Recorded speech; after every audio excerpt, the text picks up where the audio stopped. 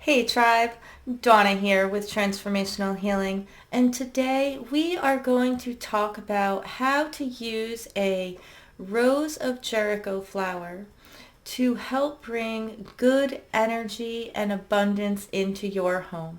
So this is the Rose of Jericho. You can see that it has roots towards the bottom and is curled up just like my hand is right here. But this is the dried version of the Rose of Jericho. Rose of Jericho, or the Jericho flower, or the resurrection flower, resurrection plant, are all different names for this plant. Now there are two versions of a resurrection plant. One of those only comes from Southeast Asia and Northern Africa, and that plant needs to keep its roots have to stay in the soil for it to bloom and close and bloom and close.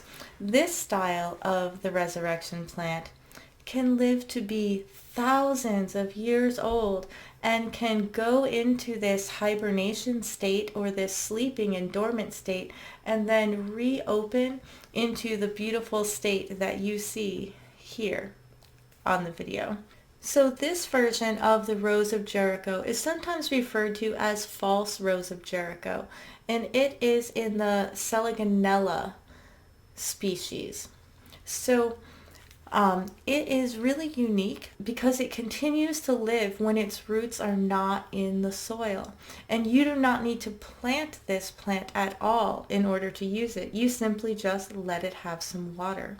You can even keep them stored in paper bags when you're not using them, and then just bring them out and use them whenever you want. But metaphysically speaking, how do you use this dried up plant to bring good energy and abundance and manifestation into your house? Well, let's talk about that. So the resurrection plant is all about bringing new life and bringing new energy, renewing the energy. So when you place this Jericho flower, and the one that I have in my hand is the regular size Jericho. You can get them a little bit smaller on the site, and you can get the monster ones on the site that are really, really large.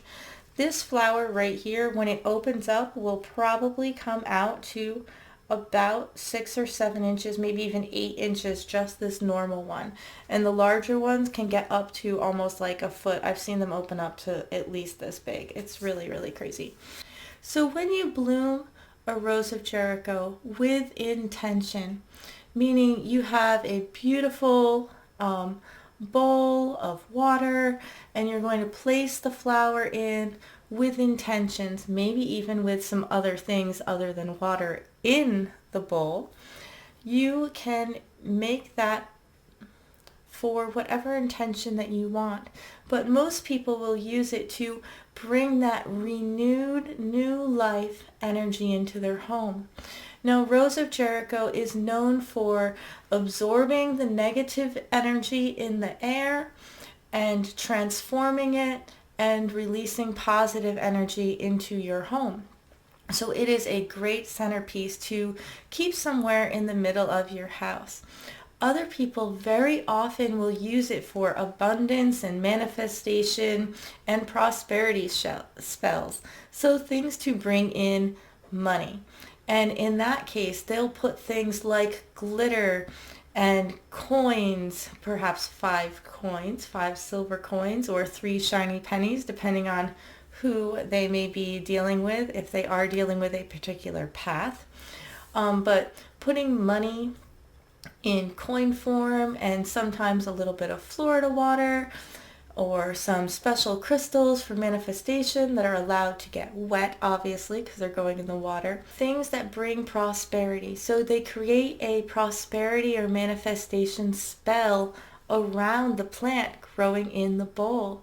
But you can just as well put a little bit of Florida water mixed in with the regular water, and I just mean a dash, a tiny little dash. We don't want to kill our plant, but it'll help keep it healthy. And just put it in there with the intention of spreading love and joy through your home, of cleansing your home on a regular basis and keeping it protected. Now, how you phrase your intention will depend on you. And if you need a little help with learning how to phrase those intentions properly, you should definitely check out that video on intention.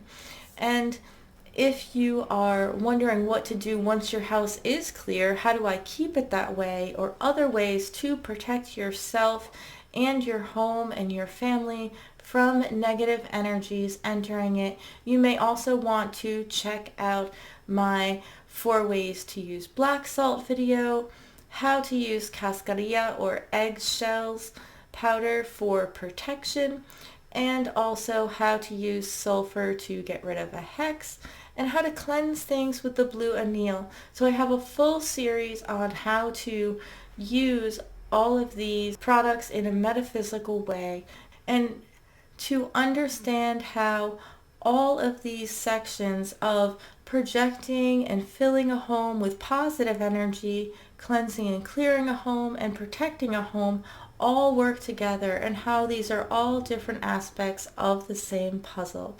And also how these things can be used not just to protect your home, but to protect yourself on a regular basis. Now, small pieces of Jericho flower may fall off your Jericho flower from time to time, and they can be used to make anointing oils or added to your mojo bags for protection or good energy, good juju. There's lots of other ways that you can use the Jericho flower. Other ways that Rose of Jericho can be used are special rituals to certain deities if you follow different pantheons.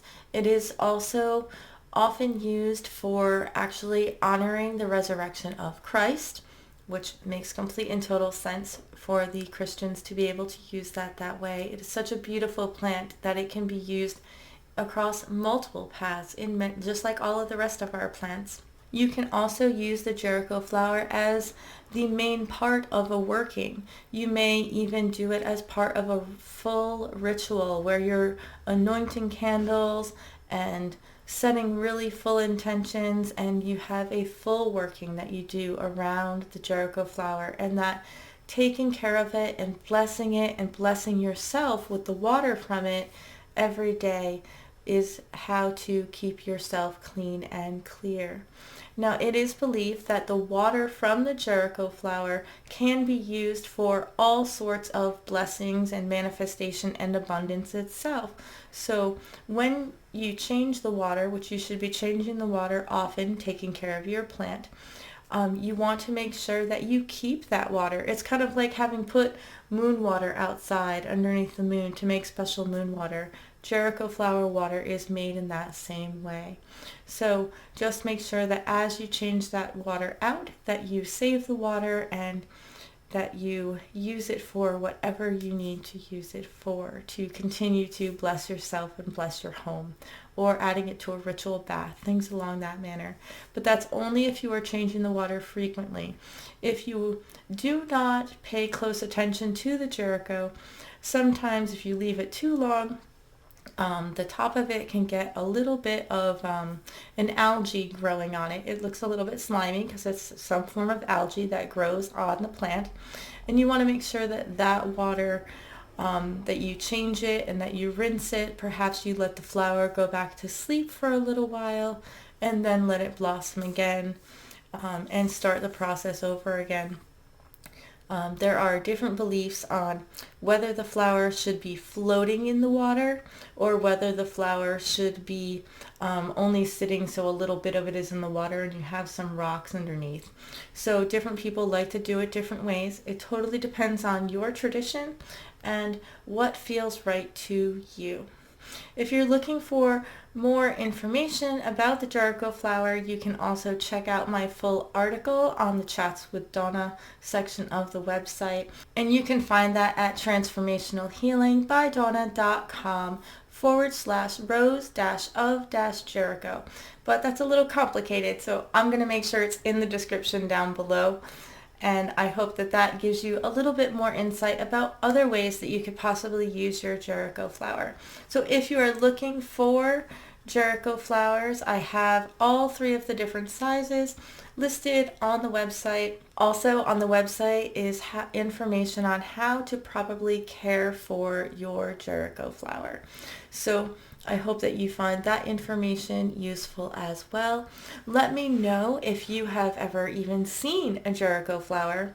If you, like me, think that it's amazing that this plant right here can live for hundreds, if not thousands of years and keep going to sleep and coming back to life whenever it has water. I just think it's so amazing and so wonderful. And just that energy in itself, that energy of renewed life and resurrection. It teaches us to go inside and come back out.